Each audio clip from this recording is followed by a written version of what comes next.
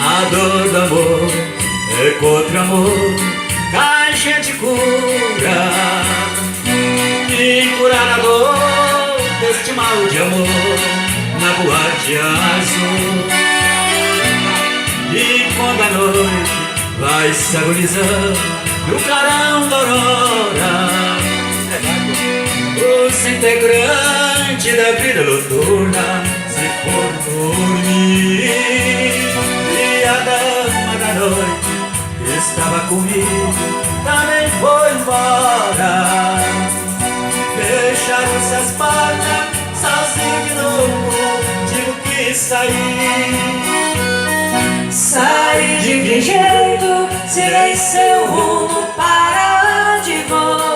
Muito vagamente me lembro que estou em uma boate aqui na Zona Sul. E eu bebi demais e não consigo me lembrar sequer qual era o nome daquela mulher, a flor da noite da boate azul.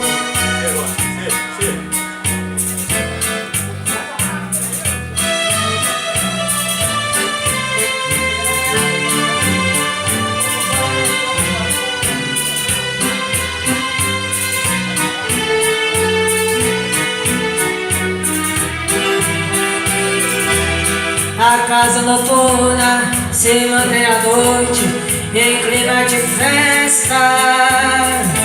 De longe se ouve vários instrumentos de cordas e metais, boêmios bebendo, cantando e dançando ao som da orquestra. Um som estridente que lhe deu o nome de som de cristal. A casa noturna, boate falada, lugar de má fama, com as portas abertas durante a noite, entra quem quiser. Porém nessa noite, sem que eu esperasse, entrou uma dama. Fiquei abismado, porque se tratava da minha mulher.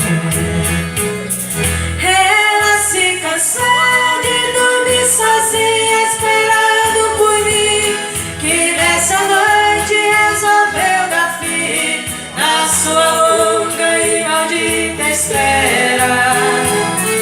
Ela não quis mais levar a vida de mulher amada, que na verdade não adianta nada ser mulher direita conforme ela era.